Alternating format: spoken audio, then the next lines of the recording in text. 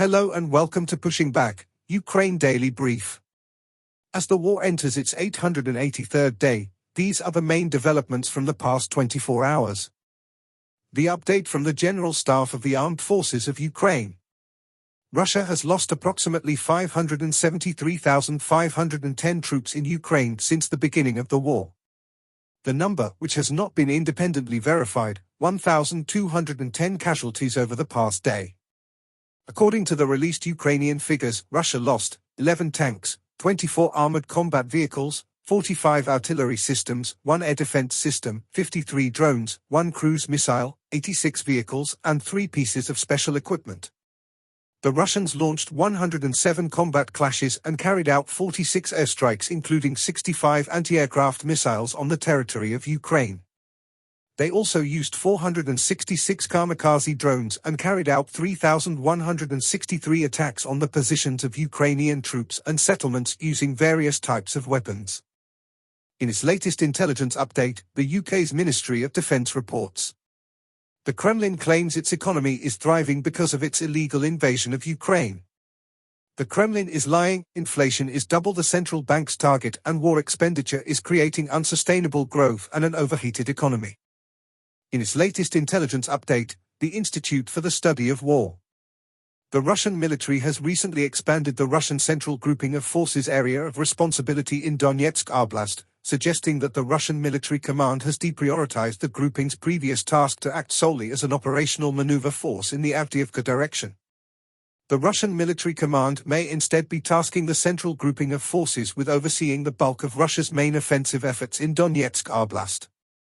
The expansion of the Central Grouping of Forces area of responsibility indicates that the Russian military command may assess that rapid tactical gains in the Avdiivka area are unlikely. Ukrainian forces reportedly conducted an attack and strike against Saki Air Base in occupied Crimea on the night of July 25 to 26. The Russian Federal Security Service arrested former Russian Deputy Defense Minister Army General Dmitry Bulgakov on corruption charges on July 26, the latest in a concerted Kremlin effort to remove senior Russian defense officials since April 2024. The European Union transferred the first tranche of proceeds from frozen Russian assets to Ukraine. The Kremlin continues intensifying efforts to control Russians' internet activities and to create a culture of self-censorship within Russia. Russian security forces reportedly detained several unknown actors threatening to blow up an apartment building in the Republic of Dagestan on July 25.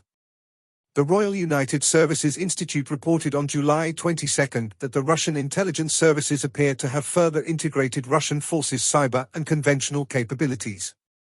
Russian forces recently marginally advanced near Svatov, Avdiivka, and Donetsk city. In Zelensky's nightly address, he spoke about 3 key areas. Firstly, new defense packages and strategic analysis. He discussed with the Minister of Defense and Military Command the preparation of new defense packages for Ukraine, focusing on equipping warriors with necessary resources amid intense battles.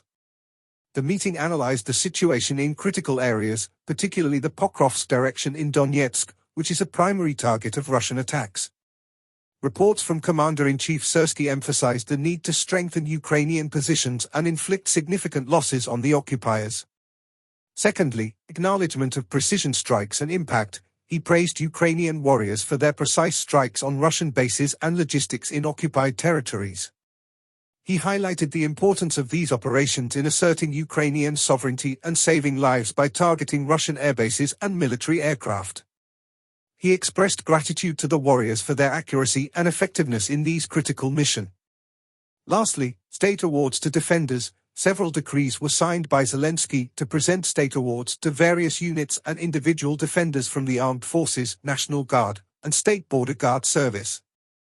He specifically mentioned units such as the 4th and 14th Operational Brigades of the National Guard, the 18th Slavyansk Brigade, and the Omega Special Forces Center. Individual recognitions were given to soldiers and sergeants for their exemplary service in defending Ukraine's independence and strengthening the country's defense in challenging areas. Thanks for following today's updates.